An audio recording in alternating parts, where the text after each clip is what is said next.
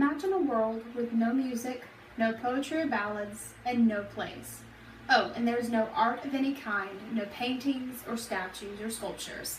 Your favorite song or book doesn't exist, and there are no actors or movies. Picture the bleak world where everyone expresses themselves the exact same way. This is the kind of world we will have if the education of fine arts isn't implemented.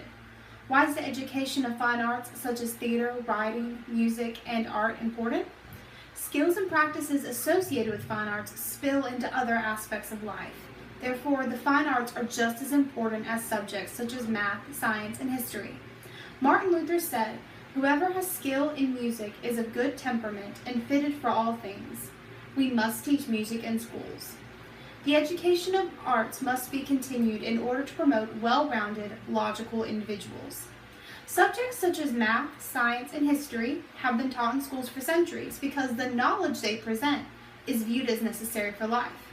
It is accepted that subjects such as these benefit the person the most in preparation for adulthood. However, a fine arts education also benefits the whole person. Fine arts education cultivates many of the same characteristics that other subjects do. Music in early childhood has many benefits to people.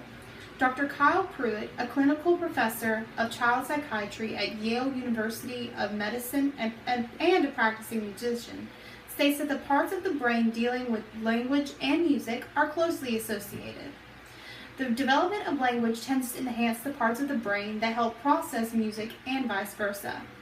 Social competence is measured in part by the ability to communicate properly. Therefore, music experience strengthens social competence. Fine arts such as music, writing, theater, and art allow people to express themselves in a healthy way. Unlike other subjects, the arts aren't the memorization and regurgitation of facts. Arts is a viable means of knowing and expressing. School bands and community theaters promote teamwork, and teamwork is needed in many work fields. The arts also preserve and distinguish cultures. While signing into existence the National Endowment on the Arts, Lyndon Johnson said, "Art is a nation's most precious heritage, for it is in our works of art that we reveal ourselves and to others the inner vision which guides us as a nation, and where there is no vision, the people perish." Think of the artwork from other cultures. Early cave drawings depicting mass animal huntings, Shakespeare and his cynical view of aristocracy, the spirituals sung by slaves as they worked. These various forms of art help shape cultures and pass on knowledge. Without art, there are few outlets through which people can express themselves and their opinions. Fine arts majors work just as hard as other majors. Fine arts are not an easy major. I've been asked by several people, "Oh, so you're a theater major, does that mean you get to goof off all the time?" I do anything but goof off. My day is full of studying people and things in order to help me express ideas more clearly. Most of my days are spent singing, but singing in a way that makes someone else feel something. The arts force you to focus not only on your own feelings, but how to convey your feelings to others in a way which they can relate to. With theater and music particularly, you are an instrument for the art. Subjects with definite facts and methods will only take you so far.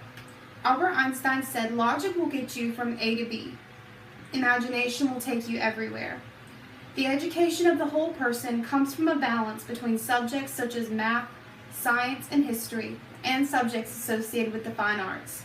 In order for culture to be preserved and enriched, we must continue to appreciate the value of a fine arts education. Thank you.